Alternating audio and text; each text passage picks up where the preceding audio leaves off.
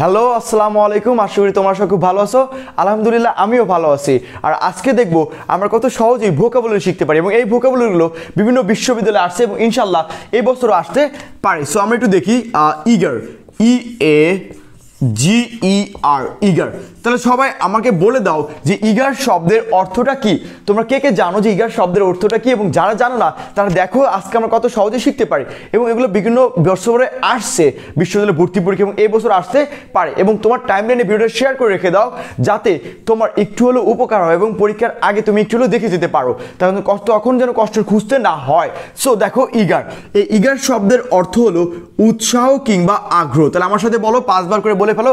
Eager শব্দের অর্থ উৎসাহ কিংবা আগ্রহ। তাহলে আমার সাথে বলো ইগার শব্দের অর্থ কি? উৎসাহ কিংবা আগ্রহ। ইগার শব্দের অর্থ উৎসাহ কিংবা আগ্রহ। দেখো এই ইগারের ই থেকে আসছে এনথুজিয়াজম, ENTHUSIASM, এনথুজিয়াজম। তাহলে ENTHUSIASM, এনথুজিয়াজম ভেঙে ভেঙে পড়বা, এটা কিন্তু এনথুজিয়াজম। তাহলে আমার সাথে বলো ENNTHU,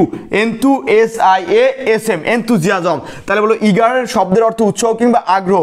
ইগারের ই থেকে কি আসছে? এনথুজিয়াজম। আর এনথুজিয়াজম শব্দের অর্থ কি? আগ্রহ কিংবা উৎসাহ, দুটাই বলা যাবে, উৎসাহ কিংবা আগ্রহ। তাহলে ইগারের ই থেকে কি আসছে? এনথুজিয়াজম। পরে এ আসছে না? নাই আছে।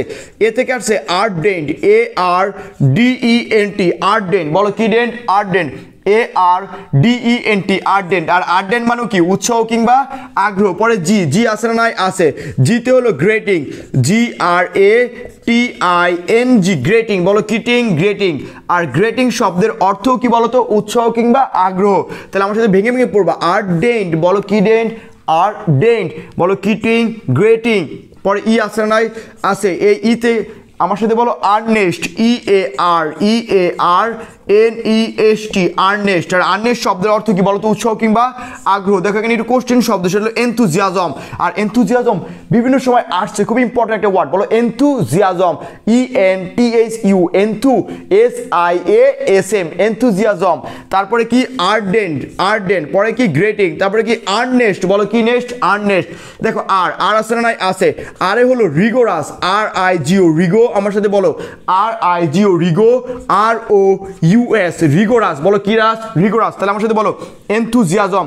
ইগার শব্দের অর্থ উৎসাহ কিংবা আগ্রহ। আর এই সবগুলো শব্দের অর্থ কি? উৎসাহ কিংবা আগ্রহ। তাহলে দেখো আমরা কত সহজে 6টা শব্দ শিখতে পারলাম।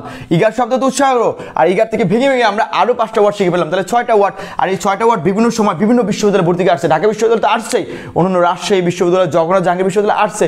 সো এই বছর আসতে পারে, আর এই বছর আসলে তো আমরা ইনশাল্লাহ পারি। এই যে সুন্দর করে কষ্ট করে ভিডিওটা শিখালাম, তোমরা যখন শেয়ার করে দিবা, যখন আমাদের চ্যানেলটা সাবস্ক্রাইব করে দিবা, তখন কিন্তু আমরা সার্থক হবো। আর এইভাবে আরও ভিডিও শিখতে, মানে এরকম সুন্দর মতো ক্লাসগুলো করতে আমাদের স্পেশাল ব্যাচগুলোতে জয়েন করো।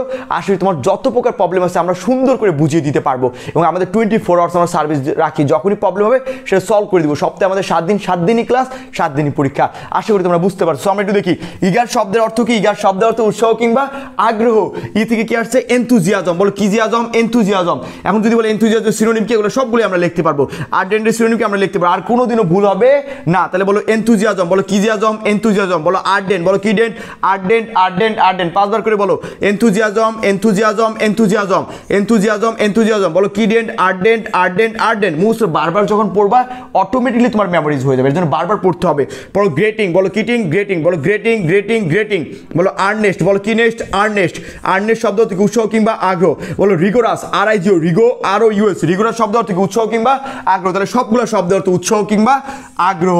আসলে তোমাদের ক্লাসটা ভালো লাগছে, তোমরা শেয়ার করে দিবা, তাহলে আমাদের কষ্টটা সার্থক হবে। সবার জন্য অনেক ভালোবাসা হলো, অনেক দোয়া হলো। জয়েন করো আমাদের স্পেশাল ব্যাচে, আর স্বপ্ন পূরণ করো তোমার। সবাই ভালো থাকবা, সুস্থ থাকবা। আজকে এই পর্যন্তই।